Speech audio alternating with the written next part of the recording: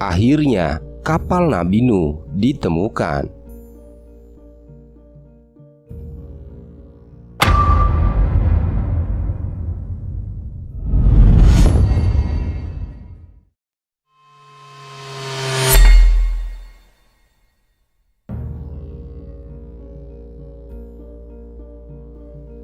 Pencarian bahtera Nabi Nuh telah menjadi perdebatan yang panjang dan menarik selama berabad-abad.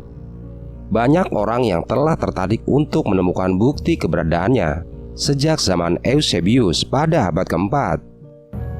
Walaupun telah banyak klaim tentang penemuan bahtera Nuh dari waktu ke waktu, namun tetap saja belum ada bukti konkret yang kuat untuk membuktikan keberadaannya. Tak dapat dipungkiri bahwa beberapa banjir memiliki dampak paling mematikan bagi kehidupan manusia. Seperti misalnya peristiwa banjir Yellow River yang terjadi di Cina pada tahun 1931.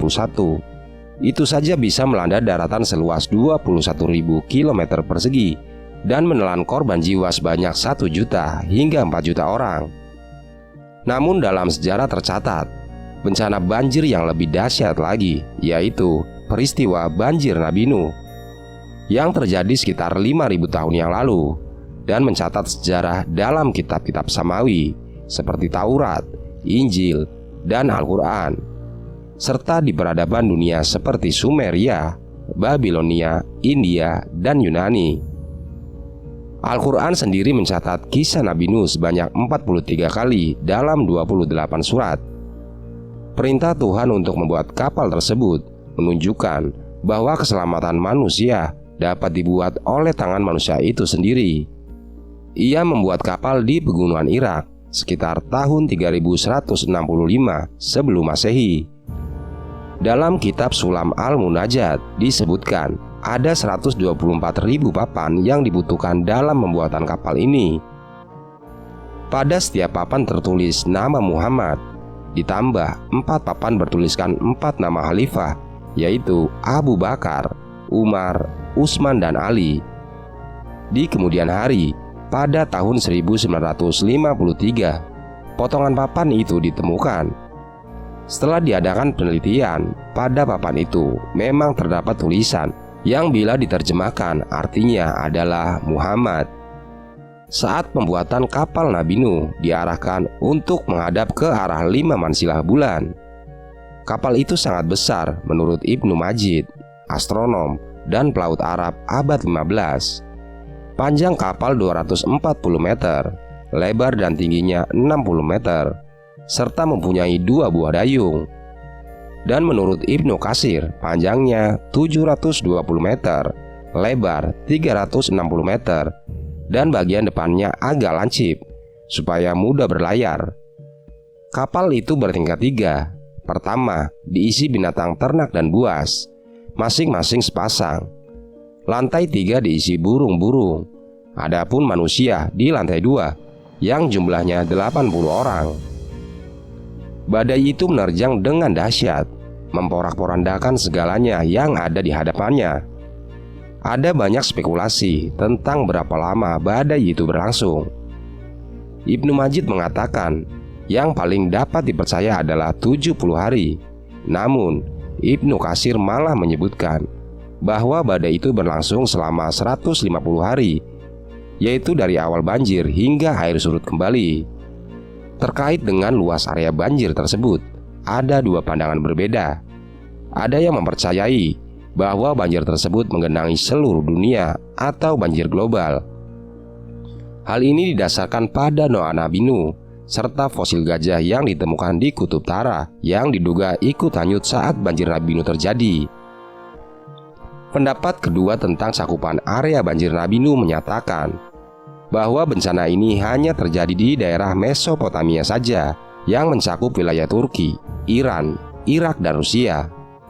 Hal ini didasarkan karena pada masa itu jumlah umat manusia masih terbatas dan tidak merata seperti sekarang. Bencana atau azab pada saat itu juga tidak selalu menimpa seluruh wilayah, seperti yang terjadi pada kaum Ad dan kaum Samud. Meskipun begitu, pada masa itu terdapat 124.000 nabi, yang bila dihitung sejak zaman Nabi Adam hingga Nabi Muhammad, maka rata-rata terdapat sekitar 18 nabi dalam setiap tahunnya. Oleh karena itu, dapat dipastikan bahwa nabi yang sezaman dengan Nabi Nuh dan berlokasi di tempat lain tidak terkena azab tersebut. Selama beberapa dekade, memang banyak dugaan mengarah di ketinggian Gunung Ararat, Turki Timur, bahwa mungkin di sana terdapat bahtera Nabi Nuh yang hilang. Kapal Nabi Nuh terdampar di gunung yang tinggi yang berada di antara Irak dan Syam. Lokasi ini diungkap oleh Ibnu Majid dalam kitabnya Al-Fawaid fi Al-Bar wal Qawaidi pada tahun 1490 Masehi. Namun baru diketahui publik pada abad ke-20, tepatnya pada tanggal 11 Agustus 1979. Kapal itu ditemukan di pegunungan Ararat, Turki, dengan ketinggian mencapai 2.515 meter di atas permukaan laut.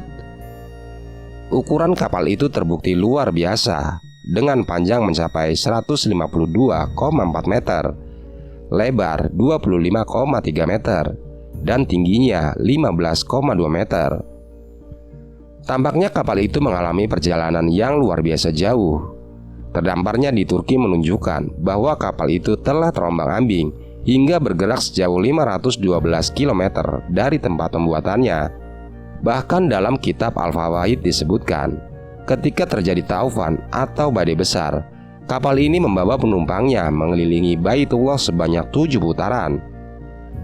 Para ilmuwan terus berusaha untuk mengungkap misteri keberadaannya. Terlihat sebuah bentuk seperti kapal raksasa pada ketinggian gunung itu.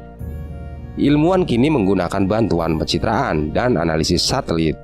Seorang profesor dari School of Professional and Continuous Study University of Richmond, Amerika Serikat, yaitu Porcher Taylor, memulai melakukan studi dengan cara tersebut.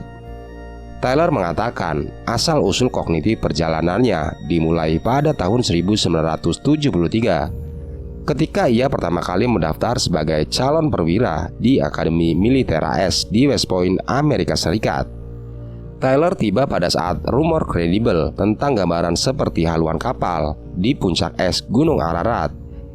Beberapa dekade kemudian, dia mengambil inisiatif untuk menindaklanjuti temuan dari satelit tersebut.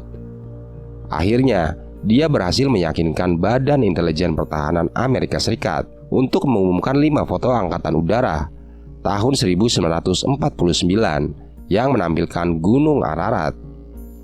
Menurutnya, citra satelit digital glow akan membantu dalam mengidentifikasi anomali kapalnya. Namun, belum ada hasil pasti yang dapat membuktikan bahwa anomali tersebut benar-benar merupakan kapal Nabi Nuh yang disebutkan dalam kitab suci, karena harus dicocok logika dengan pendapat yang beredar di kalangan agamawan.